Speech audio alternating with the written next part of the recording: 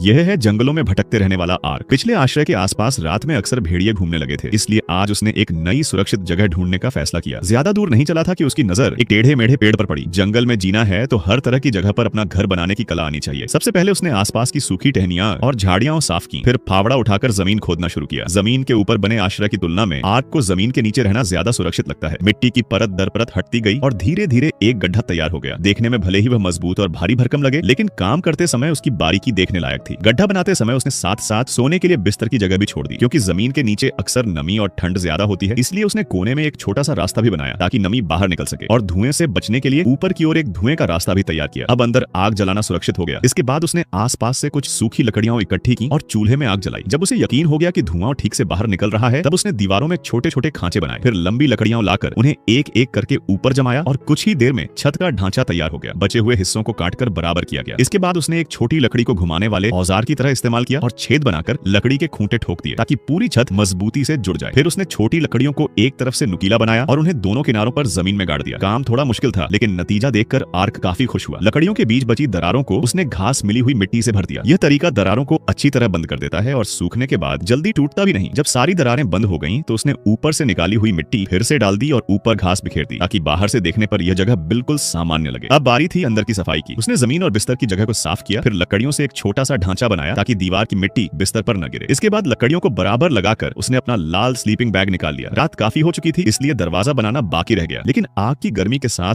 Arc आराम से सो गया। अगली सुबह हल्की बारिश हो रही थी। खुले दरवाजे की वजह से ठंडी हवा अंदर आ रही थी और आर्क जल्दी ही जाग गया। इसलिए सबसे पहले उसने दरवाजा बनाना शुरू किया। बारिश से बचने के लिए रेनकोट पहना और पास से लकड़ी के तख्ते लाकर सही जगह पर फिट किए। पहले तख्तों में छेद किया, फिर पेड़ में भी उसी जगह छेद बनाया। एक कील जैसे खूंटे से दरवाजे को फ्रेम से जोड़ दिया, जिससे वह आसानी से खुल बंद होने लगा। दरवाजे के किनारों की खाली जगह भी उसने लकड़ी के टुकड़ों से भर दी। अब उसका जमीन के नीचे बना आश्रय पूरी तरह तैयार था। अब बारी थी पेट भरने की। आर्क ने लकड़ी का एक छोटा सा स्टैंड बनाया और उस पर पानी गर्म करने का इंतजाम किया। फिर उसने सुअर के मांस को छोटे छोटे टुकड़ों में काटा, एक बर्तन में रखा, रंग बिरंगे मसाले डाले और पानी मिलाया। इसके बाद बर्तन को फॉइल से लपेटा और बाहर से मिट्टी की परत चढ़ा दी। फिर उसे अंगारों के नीचे रख दिया। लेकिन अगर तुम्हें बहुत ज्यादा भूख लगी हो तो यह तरीका मत अपनाना, क्योंकि यह पूरी प्रक्रिया खत्म होने तक शायद कोई भूख से ही बेहोश हो जाए। करीब 2.5 घंटे बाद शाम ढलने लगी। आर्क ने अंगारों को हटाया और सूखी मिट्टी की परत तोड़ी। अंदर से निकला गरम गरम पकाया हुआ खाना। पूरे दिन भूखे रहने के बाद वह दरवाजे के सामने लकड़ी के ठूंठ पर बैठकर बड़े मजे से खाने लगा। पेट भरने के बाद वह वापस अपने आश्रय के अंदर गया। आज रात उसे आखिरकार आराम से नींद आने वाली थी, क्योंकि अब उसे ठंड से जागने का डर नहीं था। अगर तुम्हें ऐसी ही दिलचस्प जंगल की कहानियां पसंद हैं, तो चैनल को सब्सक्राइब जरूर करना, क्योंकि अगली कहानी शायद इससे भी ज्यादा हैरान करने वाली हो सकती है।